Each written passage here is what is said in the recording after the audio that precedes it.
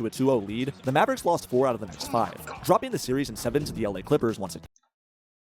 Nigga, did they just scream at this nigga as a unit? Yo, that's a tough ass picture. That's an album cover, yo. Niggas got hit with it. Again. No, I ain't gonna lie. This is a masterclass. The first quarter, really like the first 6 minutes, bro. A masterclass. The nigga cooking DeAndre Ayton. DeAndre Ayton get the ball. Luka block this nigga. All right, bet. Come here. Down the court, tray ball. Oh my. Hey. Bro, like, that nigga was outscored 18 in the first quarter by himself. I was like, so dominant to clinch the finals. Mavs assistant GM and former player Michael Finley calmly snatched Luka's beer from out of his hand while greeting his father. It was a shocking level of audacity that, in retrospect, clearly shows how concerned the Mavs remained about Luka's health even in a moment of celebration. They had zero trust in him. At the time, though, it was simply written off as a lighthearted gag. Next up, the 2024 NBA Finals, which were miserable for Dallas. They lost in 5 to the Boston Celtics, a team that was far more talented. Boston overwhelmed Dallas with their defense. Both Derek White and Drew Holiday shut down Kyrie and Luka. These two needed to be at their best for Dallas to have a fighting chance, and they just weren't. Kyrie specifically was very underwhelming. He averaged— Thank you. I would say, let's not do this. Like, don't get me wrong. Luka wasn't playing his best. Yes, defense, all this. Nigga, PJ Washington could hit a 3 from above the break. If oh my God, it is what it is. If Kyrie Irving would have broke the damn Boston curse, like, dang, I haven't seen you have a good game in Boston since you was a Boston player. Just spin back. I don't really think nobody fucking with me anyway, you know what I'm saying? 24 fucking hundred. I come from that fucking block. I been out that Johnny up and up that cutter. If we cannot get— Welcome back, we're back with another reaction video. Today we're reacting to a Dylan Does Basketball video. How the Luka Doncic Dallas Mavericks era crumbled. The craziest trade in NBA history. Man, we're gonna get into actually one of the most shocking moments of last year. Shit, probably the last 10 years. Right? Traded a young superstar for— shout out AD. Let's get into it. I'm gonna say it on national television. Luka's the best white boy I've seen since Larry Bird. His ceiling is one of the 10 greatest players ever. Bang! Bang! Luka Doncic is absolutely putting on a show here in the Valley. On goes Johnson, 3 outside. They're shredding him against Gobert, tailed by McDaniel.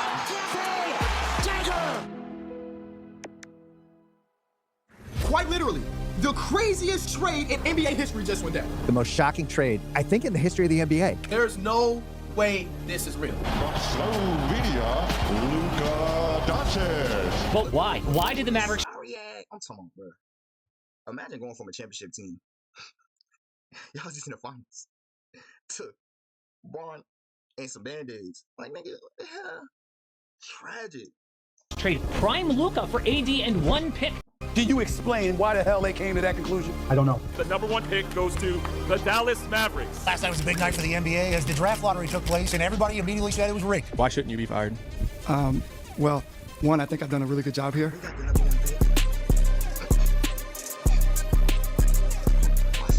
At 25, they traded probably the best scorer in the NBA at 25. And he didn't know about it. So it's a lot more digging somebody got to do to find out why he got traded. So what the hell just happened? Luka and the Dallas Mavericks appeared to be a match made in heaven. The organization, led by longtime owner Mark Cuban, consistently praised Luka and claimed they wanted to build around him for years to come. Luka was just as receptive in his appreciation. Coming all the way from Slovenia to America at just the age of 19, he saw Dallas, Texas as a place he truly belonged in. In an NBA era full of vicious trade requests, Luka was one of the few superstars who made it clear that he had no plans of dishing his newfound home. He wanted to win a championship in Dallas. And for in early 2025, there were no indications that this mindset had changed on either side. Like any normal team, there were a fair share of ups and downs. Damn. Yo, you should be getting hit with that shit. Shout out Nurkic, man. But ultimately, the Luka Mavericks tandem had optimism in the air. That was the case until one night on February 1st, 2025, when basketball history as we know it would change forever. It's a trade that wouldn't have been accepted in NBA 2K. On the morning of February 1st, 5 days before the trade deadline, Luka Doncic was shockingly moved to the Los Angeles Lakers for a package featuring Anthony Davis and who even cares. It was one thing to trade Luka. That itself was shocking. But to move him without any warning and without maximizing his value was worthy of life imprisonment for crimes against humanity. What were the Mavericks doing? How could Nico Harrison even get away with this? What happened behind the scenes that led to this? Did the NBA force the Mavs to make this trade with Cooper Flagg as a promised reward? Did the Mavs ownership do this because they wanted to move the team to Vegas? These are the questions that will spark debate across the sports world for years to come. And if you're one of the many people rightfully confused and asking the same things, you've come to the right place. Today, We'll be answering all the questions of what happened to Luka Doncic and the Dallas Mavericks, starting all the way from the beginning in 2018. No,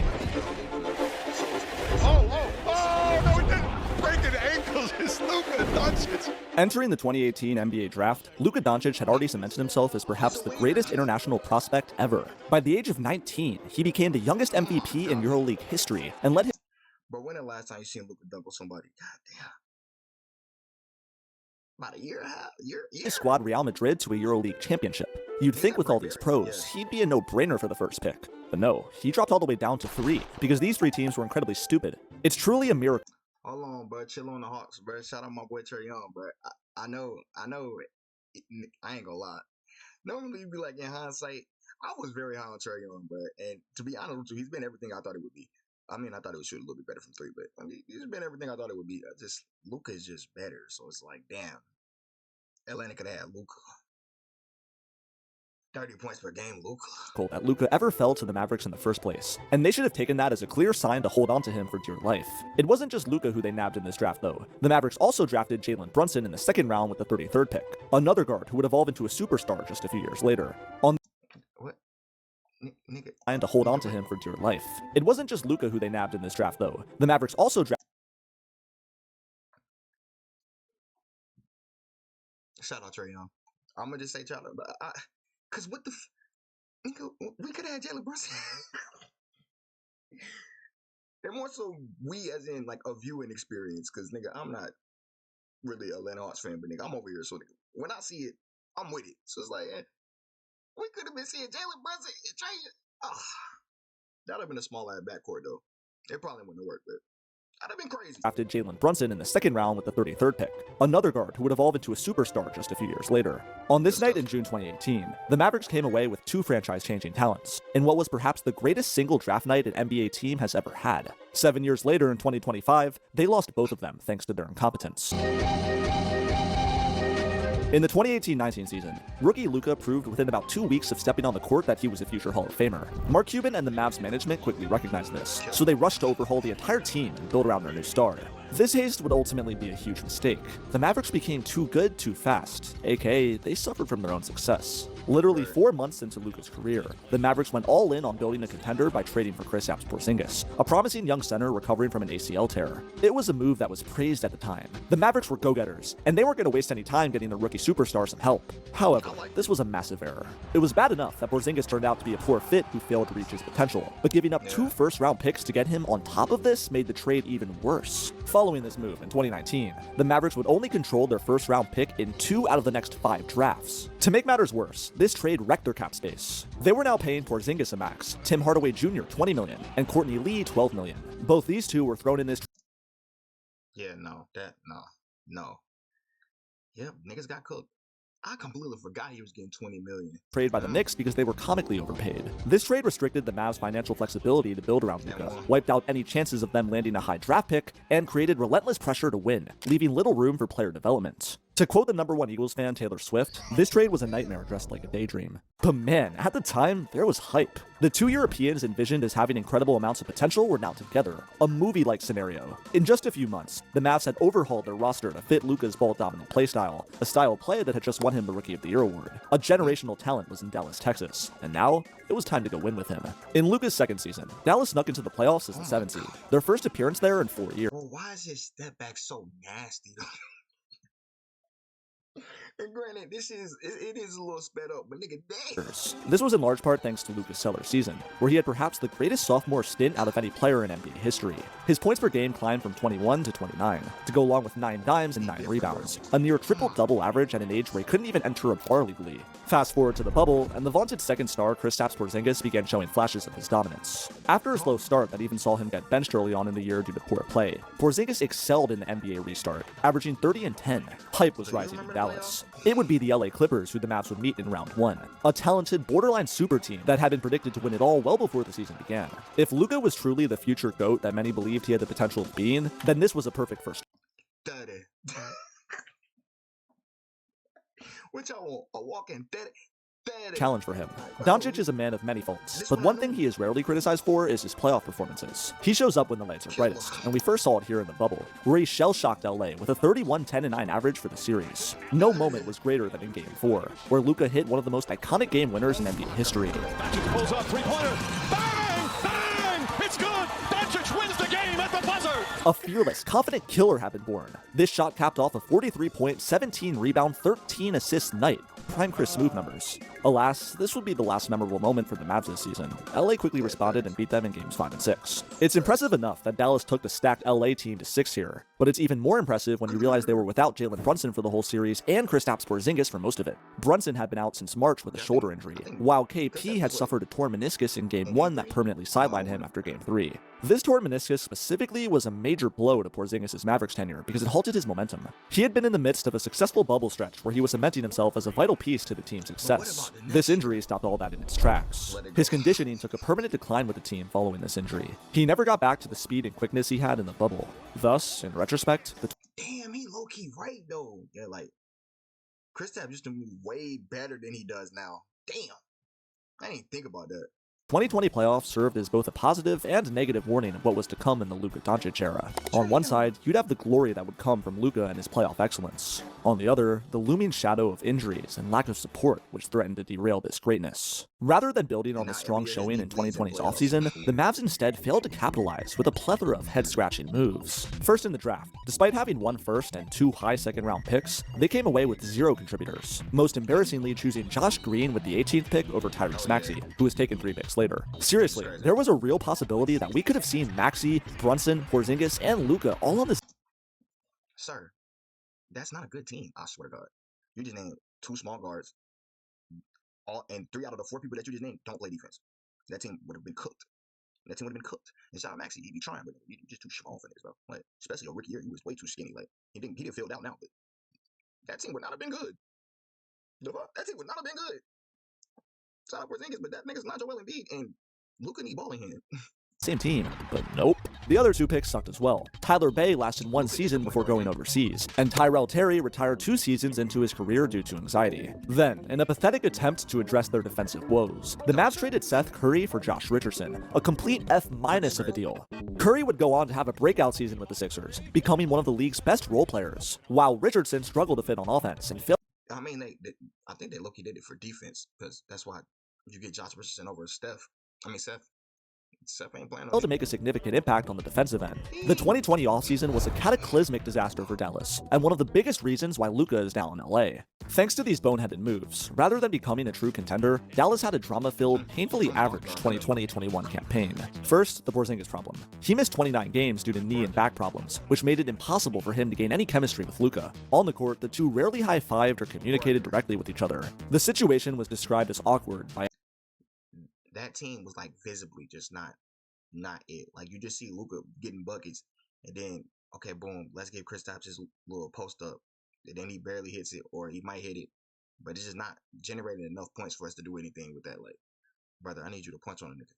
You're 7'7". NBA analysts. Along with the chemistry problems, Porzingis just wasn't a good enough contributor. His lack of mobility thanks to the meniscus surgery had rendered him a defensive liability. He was owed $100 million over the next 3 years, a contract widely viewed as an albatross across the league. These problems became national headlines once the 2021 playoffs rolled around. After jumping out to a 2-0 lead, the Mavericks lost 4 out of the next 5, dropping the series in 7 to the LA Clippers once again. Nigga, did they just scream at this nigga as a unit? Yo, that's a tough ass picture. That's an album cover, yo. Niggas got hit with it. Again, Luka played spectacularly, averaging 35, but no one else stepped up. KP, the guy expected to be the Robin to Luka's Batman, had a horrible series. He scored just 13 a game with 5 rebounds on 47% from the field and 29.6%. For him to turn around, and then the year you face Luka in the playoffs, in the finals, you was just dogs game 1. I was so sick. Like, brother, you can't just play ass like you did last time. 3. He admitted that he wasn't giving full effort, but he accused coach Rick Carlisle of being at fault. What? Me? Carlisle had forced Porzingis to completely eliminate the post-up from his offensive repertoire, turning him into a decoy and making him stand on the perimeter while Luka cooked. Coach Carlisle said the post-up wasn't a good play anymore, and Luka literally was probably better than this nigga in post scoring that year. Like I don't know what to tell you, bro. Like a Luka post fadeaway or a Porzingis post fadeaway. I'm going Luka. I'm sorry. Felt the team would be much better if KP became a catch and shoot guy instead. Porzingis couldn't stand it. The relationship between him and the organization was in shambles. Luka's third season had come and gone, and with no playoff success to show for it, the Mavericks needed to make some big changes. The summer of 2021 saw a slew of key organizational pieces part way with the Mavs that set the stage for what we have today. It's important to note that up until this point, none of the front office decisions I've listed so far were done by Nico Harrison, the executive Mavs fans currently want to publicly execute. No, these moves were all done by Donnie Nelson, a longtime executive for the franchise, who was officially fired after 24 seasons on the job in June 2021. This wasn't an easy breakup either. Nelson would end up filing a lawsuit after this firing. He claimed that the real reason he was let go of was not because of his poor moves, but because he exposed a sexual harassment case within the organization. The sexual harassment, Nelson claims, was allegedly perpetrated by someone close to Mark Cuban. Even more horrifying was that the person who was reported as being sexually assaulted was Nelson's nephew. This all allegedly occurred in a hotel room during the 2020 All-Star Weekend in Chicago. The Mavs responded to Nelson and denied these accusations, saying he was only fired because of poor job performance. Dallas then flipped the script and said that back in the summer of 2020, Donnie Nelson approached Mark Cuban and tried to use this alleged sexual harassment incident to extort the Mavericks into giving him an extended contract. Yeah, both sides were accusing the others of crimes essentially. Just an average Tuesday for the Dallas Mavericks. The case was eventually settled and dropped in late 2024, but the incident still left a bad taste in Luka's mouth and wouldn't be easily forgotten. He was reportedly really upset about Nelson's exit, saying that he really liked Donnie and that he knew him since he was a kid. This firing had a domino effect, because next up to leave was Rick Carlisle, who resigned just one day after Donnie left. It was a bit of a surprising exit, given the fact that coaching such a young superstar like Luka was a rare opportunity. Carlisle felt that rather than waiting to be fired because he was clearly on the hot seat, pursuing a different opportunity with Indiana would be smarter. It was no secret that the relationship between Doncic and Coach Carlisle had deteriorated beyond repair as well. Luka was constantly spotted yelling at him during the games. The young star quote-unquote hated how Rick treated other people, especially Dennis Smith Jr. and Salah Mejri, both of whom Carlisle repeatedly humiliated and embarrassed in the locker room. The coach and the executive were now gone, representing a new era in Dallas. Replacing them would be one Jason Kidd, and wait for it. Yeah, Nico Harrison. First, Kidd. His hiring came with mixed feelings. On one hand, he had been previously accused of domestic abuse in 2001 and had a DWI in 2012. He also had a coaching track record of failure, both with the Nets and Bucks. On the other hand, he had been drafted by Dallas and won a championship with them in 2011. So I guess that's a good reason to overlook the whole abuse thing, right? Nico Harrison had been previously working as a Nike executive for the past 2 decades and had connections with many NBA stars. So Dallas figured he'd bring fresh thinking to the organization. Oh yeah, he'd bring fresh thinking, alright. You'd think such sudden changes to the team's continuity would negatively impact Dallas, but no. The 2021-22 season stands out as one of their best ones with Luka. They won 52 games, the most they'd ever win. Bro, the fact that nigga was still on the team all them years, bro. What is wrong? What is wrong? Like, he's not good. Fuck. In a regular season in this era. To begin the year, though, they sucked. Why? Because Luka was fat. Yes, the 2021-22 season marked the beginning of the discourse and drama surrounding Luka's weight. That's cute, though. In his rookie year, he weighed 218 pounds. By year 2, it had ballooned to 230. If he was able to maintain that weight though, he'd be fine. But no, when he arrived at training camp here in the 2021-22 season, he weighed 260 pounds. Apparently, it was the second straight year he had entered camp looking like a Slovenian Peter Griffin. My boy was eating good in Dallas. Luka attributed this weight to his Olympics play. In the summer of 2021, he played for his hometown Slovenia, and after leading them to a 4th place finish, he admitted to, in his words, relaxing a little bit, maybe too much. He was heavily criticized by the national media for this, being described by Kevin Harlan as worn out, and by Reggie Miller as the heaviest he's ever seen Luka. This was only the beginning of Luka's weight problems. A year in which many expected him to chase after his first MVP got derailed because of this. After a few months though, he managed to get this weight under control, dropping down into the 240s range. The Mavs saw success as a result, winning 36 of their last 48 games. Dallas was also successful in this stretch due to the breakout of Jalen Brunson. The former second-round pick finally became a consistent starter in year 4, and saw a major jump in his stats thanks to this opportunity. He put up 16 a game on efficient shooting. It was a rise that surprised everyone, including Dallas themselves. Back in the summer of 2021, the Mavericks had the chance to offer him a 4-year, $55 million deal. The Brunson family was eager to sign it, as Jalen had no problem being Luka's sidekick. In a newly released article by ESPN writer Tim McMahon, the Brunson family recalls being on vacation at this time, discussing the type of houses they'd buy in Dallas once this deal was signed. But once the Mavericks called them up and said they had to rethink giving him this deal, the Brunson fam's vacation was ruined. Dallas had limited cap flexibility thanks to the whole Porzingis debacle, and wanted to stay under the luxury tax by any means necessary. Fast forward to the 2022 trade deadline, and Brunson's value had gone up. Jalen's team was still willing to accept an increased offer of 5 years, $87 million though, a deal that could be made if Dallas simply traded Tim Hardaway Jr. The Mavs decided who y'all ended up losing anyway. Like, he didn't, after they got to the finals, that nigga went to the Pistons. Like, you see what I'm saying? Like, y'all ended up losing him anyway. You should have just tried to trade the man. Against parting ways with THJ though, and instead threw a lowball deal at Brunson of 4 years, $55 million, money that he had clearly outgrown by that point. It was declined, and a deal had failed to be reached again. So, the can was kicked down the road once more. Maybe the Mavericks would be able to keep him, but it would have to be addressed later in the summer of 2022. In the meantime, at the deadline, the Kristaps Porzingis era came to an end in a trade to Washington that brought back Spencer Dinwiddie and Davis Bertans. I get his trade value was low. I get it. That trade's horrible. Like, imagine you get, I don't know, a first round pick back instead. The Wizards suck. Or Daniel Gafford could have started the timeline earlier. You get Daniel, wait, was Daniel Gafford on the team? If Daniel Gafford was on the team at that time, you get Daniel Gafford and maybe a pick. Try to get a pick. And if they go for that, it's up. And the money probably didn't match though. I mean, make the money match with Spencer Ben. Porzingis' health had further collapsed into a pit of misery. He had missed 22 of the 55 games that year due to various injuries. The Mavs, being 14-8 without him, felt confident that dumping his huge long-term salary was worth it. All of this set the stage for the 2022 postseason, one where the Mavs entered as the 4th seed, where anything was possible since they had Wonder Boy. Oh wait, you're telling me he strained his calf in the meaningless final game of the regular season? Oh boy. Doncic would miss the first 3 games of the postseason as a result. For any team, losing their best player in such a crucial time would mean inevitable disaster. For Dallas, though, it provided a key opportunity for one small guard from Villanova to prove his worth. It's a playoff game, and Jalen Brunson drops 41. Hey man, I love Jordan Clarkson, bro, because he was a former Laker. Brother, you are top liver on defense. I'm talking. The 2022 playoffs represented the first warning shot by Jalen Brunson to the NBA world that he was on the rise. In the 3 games without Luka against Utah in round 1, JB shockingly averaged 31 points per game on 50-41 splits, guiding the Mavs to a 2-1 lead. He genuinely saved their season. Bro, he got top 5 footwork in the game. I don't care. I do not care. Go debate with somebody else. That footwork is crazy. What the fuck? With his elite play, opening the door for Luka to come back in Game 4 and help finish the job. The Mavs ultimately won this first round series in 6. Jalen Brunson was the man responsible for the success. In round 2, though, they faced an even bigger challenge. The 64-win Phoenix Suns were the runaway best squad in the league during the regular season, and they were hungry to quash the Mavericks' little feel-good story. After jumping out to a 2-0 series lead, everything was going as planned. But then, the Mavs took Game 3 at home thanks to Brunson's 28, and then they won by 10 again to tie the series at 2. Both teams traded blows in Games 5 and 6, setting up a must-watch Game 7 in Phoenix, Arizona. The expectation was that while Dallas certainly deserved a pat on the back for making it this far, it was now time to lay down and get kicked in the ass by Phoenix. We all know what happened in Game 7, though.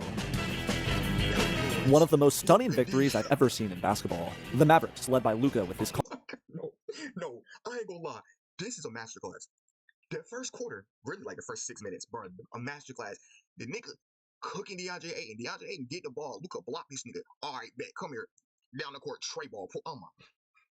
Hey, bro, like that nigga was outscoring 18 in the first quarter by himself. I was like, confident and collected play, shockingly destroyed the Suns on their home floor, holding them to just 27 first-half points. The whole NBA world watched in awe as the Suns inexplicably collapsed. It's as if all their basketball powers were magically taken away from them. Luka and the Mavs feasted as a result. The signature moment, when in the final minute of the first half, Luka dropped Cam Johnson and nailed a 3. Doncic single-handedly outscored the entire Suns team in the first half, with no words more fitting than what Kevin Harlan remarked live on TV. They're shredding them! Shredding them they were. The Mavs won by 33, a score that doesn't do this blowout any justice. It was over just about 15 minutes into it. A game like this was one that took all of the fears and worries the Dallas franchise had and evaporated them. Any rumors of contract negotiations, bad trades, beef, drama, all of it was irrelevant. Because for as long as Luka Wonderboy Doncic was on their team, everything would be okay. Just hold on to him for dear life. Guide you through the smoke and flames with a sword in one hand and a basketball in the other. Dallas was moving on to the Western Conference Finals for the first time in a decade. This major achievement had a celebration that was short-lived though, because a gentleman's sweep against Golden State would be the Mavs' fate here, in large part due to the role players crumbling, poor rebounding, and the Warriors' roster talent. The Mavericks were no match for the eventual champions. Wiki was getting busy that false. Oh my god. Fans were disappointed, but extremely grateful. That show against the Suns in Game 7 was an all-time moment the franchise would savor forever. And the greatest part about it all, it served as a preview. The Western Conference was in trouble. Luka Doncic was here, and was only getting better. It was only a matter of time until the Mavericks would break through into NBA glory.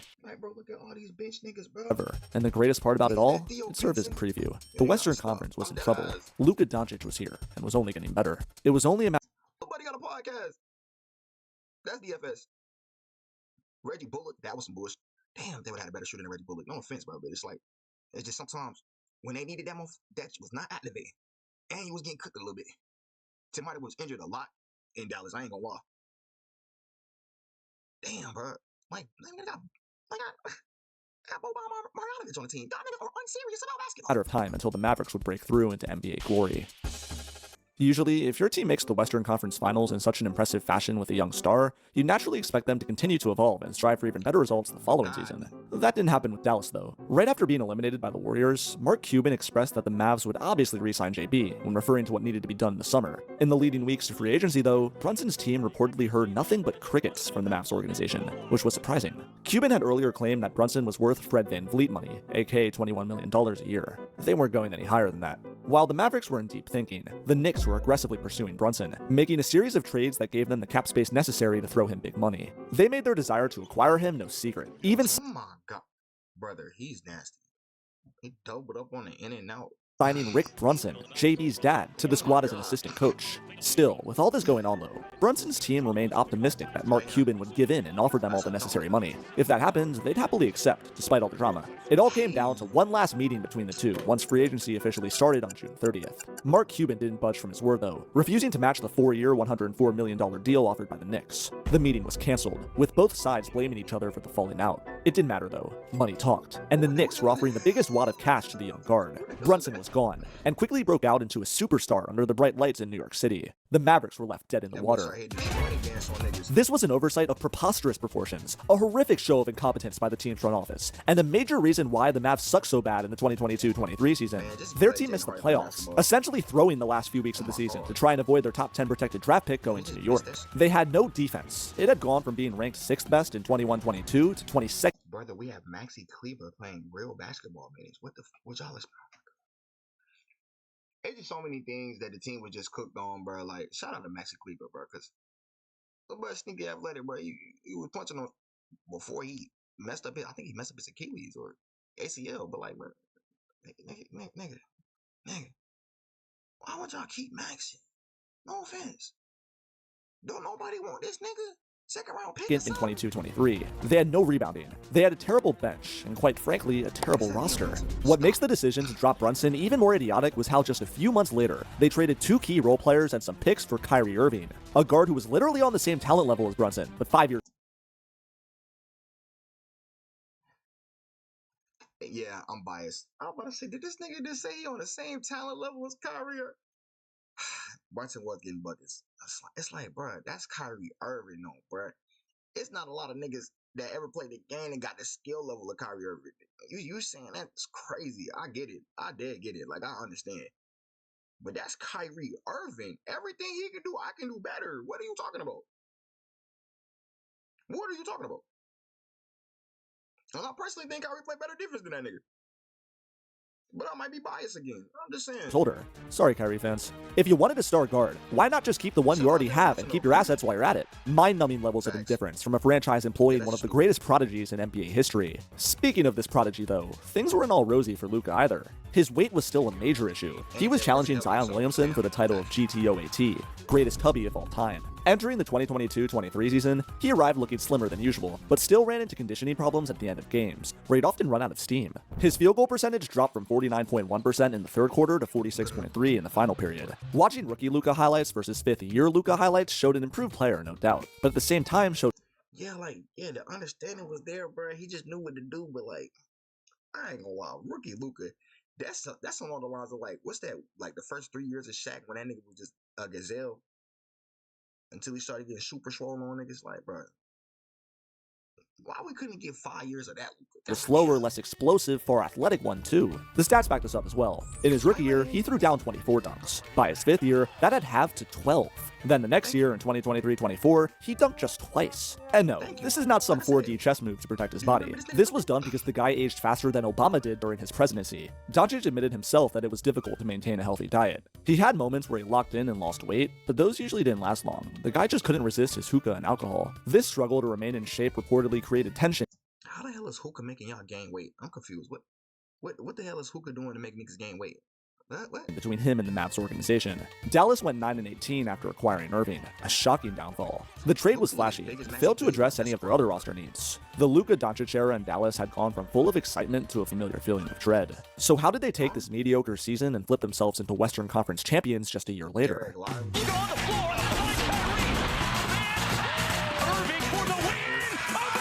The real reason behind the Mavs' major leap from this year to the next came from the moves they made after the 2023-24 season began. At the trade deadline, they traded free agent offseason signing Grant Williams, Seth Curry, who was washed by this point, and a pick to the Hornets for PJ Washington. Then, they traded Rashawn Holmes and a first for Daniel. That pick, though, hold on, 2027. If it was a 2026 draft, I'd be like, that pick might be a problem. Because that 2026 draft could be ridiculous. I don't know who the hell's coming out in 2027. Gafford. By doing this, the Mavs acquired 2 starters that fit in seamlessly for a relatively low cost. On top of this, Luka and Kyrie were beginning to get their rhythm, and it showed post-All-Star break, where Dallas went from 26-23 to 50-32 by the end of the year. The Mavs defense also turned it up to another level. After the deadline, they jumped to 7th in defensive rating, and improved further to 2nd by March. The Mavs were beginning to gain momentum, but could they prove themselves against the best in the West? Dallas first took advantage of a battered and bruised Clippers team in round 1, beating them in 6 thanks to great defense and strong play from Luka and Kai. Like when Jordan finally beat the Pistons, Luka had at long last gotten over the massive hump that was the LA Clippers. In round 2, the number 1 seeded Young Gunning Thunder were up next to try and decapitate the surging Mavs. And unlike the previous series, Dallas was genuinely vulnerable here. Luka was dealing with a series of nagging injuries that hampered his athleticism: a knee sprain, ankle sprain, back injury, and a sore Achilles. According to reports, if it had been the regular season, he would have been sidelined for at least 2 weeks. Through the first 4 games, the series was tied at 2, and Doncic was clearly not himself. He was averaging just 22 points per game on 39% field goal shooting, doing his best Joel Embiid impression in the time where he should have been performing like Nikola Jokic. But in Game 5, bang, he reminded everyone of who he was, an overweight white guy from the Balkans. The Don scored 31 points, dished out 11 assists, grabbed 10 rebounds, and most importantly, got the dub. Game 6 was even more memorable though, because Dallas won by the skin of their teeth in a ridiculous 17-point comeback. The difference in this win were the role players. PJ Washington, Derrick Jones Jr., and rookie Derek Lively II all contributed by doing the little things. Funnily enough, if the Mavs would have lost this, right, I don't know. I think OKC probably would be, yeah, because OKC they probably would have smoked the Timberwolves, and then them niggas would have had to play the Celtics. And I ain't gonna lie, it gets sticky there. We just got to see who gonna hoop or who gonna survive this shit. I think Shea could have beat them. Whether it was good defense or timely buckets, Dallas was on to their second conference finals in 3 years. Then, they easily steamrolled the former play-in champion Minnesota Timberwolves in 5. The best moment of this series by far for Dallas came in Game 2, where Luka had yet another MJ moment. Down by 2 with the final seconds winding down the clock, he put Rudy Gobert into the blender, hitting him with a series of moves followed by a ridiculous step-back 3. Yet another legendary clutch shot had been added to Luka's resume. By this point, Minnesota's morale was in the dirt. In Game 3, Dallas won again, with the chef's kiss moment coming in the final 35 seconds of this game, where Luka threw a perfect pass to a cutting Daniel Gafford for the big-time flush. Dagger.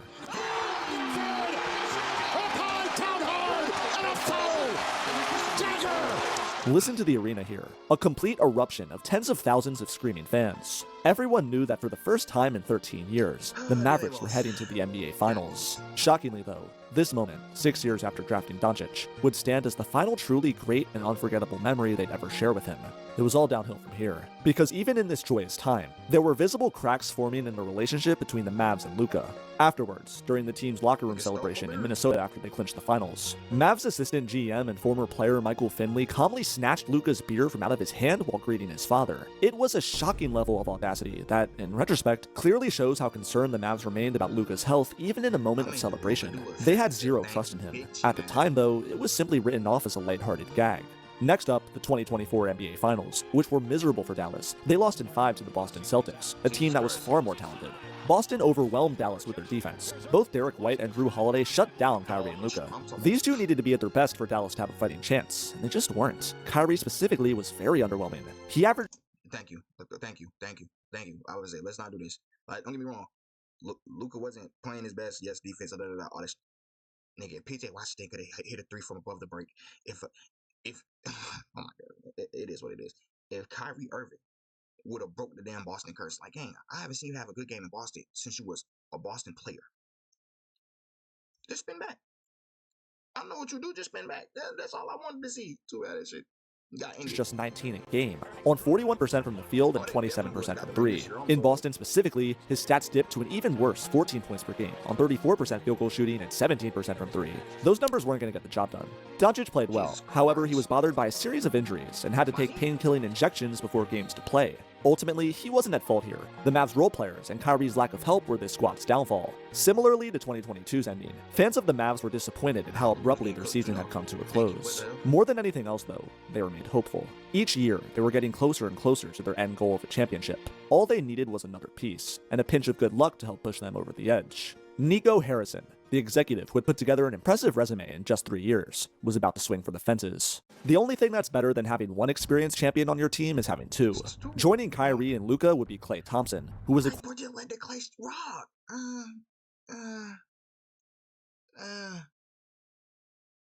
all things considered, Kyrie's still gonna tear his ACL. Damn. Yeah, well, if that happens, yeah, you was cooked regardless. Fired right as free agency opened in a sign and trade. The Mavs threw the last bits of their money at him, a 3-year, $50 million deal, because they believed he brought the shooting and veteran leadership necessary to take them to the next level. A big 3 had been created in Dallas, with hefty expectations placed on them of not only making it to the finals, but legitimately winning it as well. The Mavs appeared to be a well-oiled machine destined for success. However, once the 2024-25 season rolled around, that machine exploded into a million pieces. This year, of course, marks the last time Luka was a Maverick. So where did things start to go wrong? The Mavs opened up the year favorably, going 16-8. They had won a handful of their games without Doncic, who had sat out a stretch of 5 games, 11 days total, in late November with what was reported as a right wrist sprain. The reality, though, is that Doncic wasn't sitting just to recover, but to lose weight. He had ballooned back to 260 pounds. 15 over what the Mavs preferred he should weigh. This was now the second time he had been temporarily shut down to shed off extra pounds. The same had occurred back in December 2021. Things got even more testy when on December 15th, Doncic suffered a left heel bruise against the Warriors. He returned 10 days later to play on Christmas, where he ended up straining his left calf, his 4th calf injury in a 28-month span. Nico Harrison and his staff... Knowing what we know about calves, hey, I'm low-key glad y'all traded that nigga. Because if he would have stayed with the Mavericks, bro, we would have seen another Achilles pop. Knock on wood, bro, but yo. Believed it was the result of poor conditioning. This injury suffered on Christmas Day marked a turning point in the Luka-Mavs relationship. It was starting to deteriorate. Luka's team believed he needed to sit out for 6 weeks to heal this injury properly, and had felt that the Mavs rushed him back to play on Christmas Day, to the point where Doncic was playing on his toes to reduce his discomfort. Nico Harrison disagreed, and chalked all this up as a consequence of Luka's poor conditioning. He demanded that Doncic return in only 2 to 3 weeks. Who did Nico get to back him up on this? The director of player health and performance, Johan Billsborough. Billsborough had been controversially hired in the fall of 2023. Now, who did this Billsborough guy replace? Casey Smith, who had held the position for nearly 2 decades. Smith had earned the trust of legends like Dirk Nowitzki, and was revered by other players like Luka because he advocated for proper recovery times for players' injuries. So why was Casey Smith fired and replaced with Johan Billsborough? Because Smith's influence in the organization threatened Nico Harrison. Smith's opinions on free agency and player health matters carried considerable weight, and the two often intensely disagreed. Like when the Mavs brought in Christian Wood in 2022, Casey Smith was vocally against it and warned Nico about trading for him. Nico went ahead though, trading valued role players and a first first-rounder for Wood, a guy who wouldn't even be in the NBA 2 years later. Nico Harrison wanted yes men, and Casey Smith was not that guy, so he needed to go. Replacing him was the aforementioned Johan Billsborough. Might I just add that Smith, who had worked with the franchise for 2 decades like I said, was fired by Nico on video call while he was attending to his gravely ill mother in Ohio. Yeah, Nico Harrison's a snaky nigga. Well, good to know. Also, the fact that you fired a champion, because he said 20 plus years, a champion who's seen more finals than you've ever even thought of. I mean, it's 2, but still, like, what the hell are you talking about? What are you talking about? Like, what? Yo, so I need it, bro. Anyway, like, bro, who was hiring these GMs, gang? Unreal. Then Smith joined the Knicks, where he and New York's training staff ended up winning the Athletic Training Staff of the Year award in the 2024-25 season. Good going, Nico. Now, we circle back to Christmas Day. Billsborough was on Nico's side, believing Doncic, who had just hurt his calf, needed to return in just 2 to 3 weeks instead of 6. Doncic had no respect for Billsborough. Eventually, though, the Mavs gave in, setting a target return date of February 8th, 6 weeks. As a result of this madness, the divide between Luka and the Mavs had deepened further. Another person I haven't mentioned in this equation is Keith Belton, the Mavericks' athletic performance director.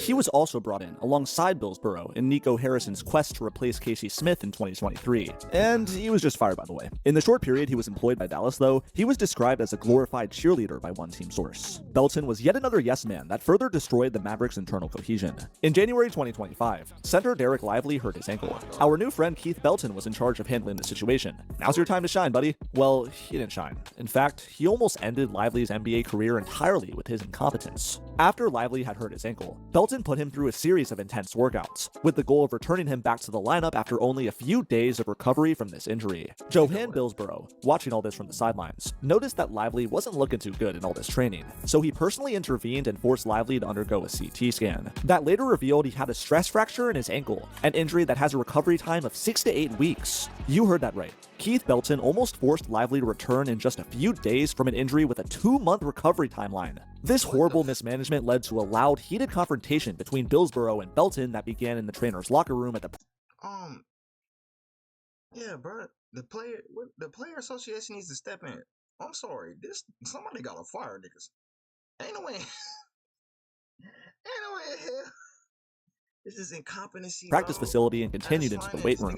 No punches, but they were going at it, was one quote from a witness. These two new kids on the block didn't exactly like each other, with neither respecting the other's resume and achievements. This embarrassing incident further exposed the chaos within the Mavericks training staff. Remember, this all stems from Nico Harrison firing Casey Smith because he wanted to protect his job. Smith always had things under control. He was just one of many in the training staff who got the axe. Nico also fired strength coach Jeremy Hossipel and manual therapist Casey Spangler. These two were let go right after the Mavs' 2024 finals appearance. The reasoning? Nico believed it would help the axe. Nico also fired strength coach Jeremy Hossipel and manual therapist Casey Spangler. These two were let go right after the Mavs' 2024 finals appearance. The reasoning? Nico believed it would help Luka's conditioning more. In reality, this just annoyed the superstar because he enjoyed working with those guys. They get rid of everybody I like, Doncic told an ESPN source. These firings only built a bigger wall of disdain between Luka and Nico. Rather than working with the new guys Nico hired, Doncic ended up personally hiring a Slovenian national team strength coach and Real Madrid nutritionist to help him instead. Man, you would have seen me hired the same coach that nigga fired. The same trainer that nigga fired. Like, yeah, bro, y'all was with the Mavs for 20 years, bro. Y'all worked with Dirk, man. I've rarely seen Dirk get that many injuries. Nigga played 20 years. Like, I don't know what to tell y'all. On January 29th, 2025, 5 weeks after his Christmas calf injury, Nico Harrison and his clique came knocking on Luka's door. They wanted him to start ramping up now. He requested that Doncic join the team on their 5-game road trip, not to play, but to scrimmage and get closer to the finish line. Doncic rejected the invitation. He wanted to stay in Dallas and have access to all the equipment that was in their practice facility. As a compromise, Luka offered to practice with the Texas Legends, the Mavericks G League affiliate in nearby Frisco. Instead of getting back a response, communication between Doncic's camp and the Mavericks front office ceased. Nico Harrison was outraged at Doncic's behavior and complained behind closed doors that Luka was holding the team hostage and prioritizing personal recovery over team obligations. This was the breaking point. Throughout January, brother, what are you talking about? Like, how the hell? All right, you want me to play with an injured calf? We've seen this movie. I've seen the script. Kevin Durant, T. Howley. Dang. Like, what are y'all talking about? What are y'all talking about? While this saga was unfolding, Harrison had begun secretly negotiating a trade with the Los Angeles Lakers. The next time the Mavs and Luka spoke came when the move was announced. The era was over, in a trade that shocked the planet. The Lakers have traded Anthony Davis to the Dallas Mavericks in exchange for Luka Doncic. I did know that Luka was important to the fan base. I didn't quite know it to what level. You hang up the phone the night you're traded, and you threw it? Yes. Superstars at 25 don't get traded. Luka's a mega star coming off the NBA Finals. Like, you just don't see that in the NBA. What were you feeling in that moment? Sadness, mostly. I was still in shock, like crazy shock, and I felt like my heart was broken, honestly. I'll never forget where I was when I found out about this trade, and you won't either. It read like an NBA Centel tweet, like Shams' Twitter account had been hacked. But no, this was real life. Luka was headed to the Lakers for Anthony Davis, Max Christie, and a 2029 first-round pick. The first question people asked when hearing about this trade was how in the world could they trade Luka? The second was asking why they got such a pathetic return. The problem that Nico Harrison and the Mavs front office failed to understand was that trading Luka itself wasn't necessarily a horrible idea, but to trade him in total secrecy without maximizing his value is mind-numbingly stupid. In an attempt— I don't even care about that. I just wish Rob Pelinka had the foresight to, one, ask for a big. They had two on the roster, man. You could have asked for Daniel Gafford. You could have asked for Derek Lively. I think Derek might have been injured at the time. So, ask for Daniel Gafford. Didn't you ask for Maxey fucking Kleber? Huh? You could have kept Max Christie. He played defense. What the hell? So, hold on. Did the Lakers give up a 2029 pick or the Mavs? If the Mavs gave up a 2029 pick, you should have asked for a 2026 pick. I'm not gonna lie. Or 2025 pick, because nigga, you could have had Cooper. To sheepishly explain their perspective, the Mavs leaked several stories to the media about how Luka was overweight and didn't want to work hard enough. None of these desperate attempts at justifying this trade worked though. The entire NBA world was shocked and furious at the audacity of the Dallas Mavericks. Luka was of course the most surprised. Upon learning of the news, he threw his phone across the room, which left it with a crack. He was absolutely stunned and heartbroken. Naturally, dozens of conspiracy theories have spawned from this as well. Let's review some of them. Did the NBA force Dallas to trade Luka to the great market of LA because the league's ratings were down? And as compensation, did they reward them with the #1 pick in the 2025 draft? Similar coincidental situations have happened before. Like in 2019, the Pelicans won the lottery despite having a 6% chance. This encouraged them to trade Anthony Davis to the Lakers since they could get a new franchise player in Zion Williamson. Or like in 2014, when the Cavs with 1.7% odds got the top pick. This gave them a much-needed trade asset they could use to acquire help for LeBron James, who is rumored to be interested in returning to the team. Needless to say, this wouldn't be the first time the NBA has been accused of rigging the lottery to help fulfill their agendas. This conspiracy certainly makes sense on the surface, but in the countless hours I've spent researching this, I've yet to find one credible insider source that backs this up.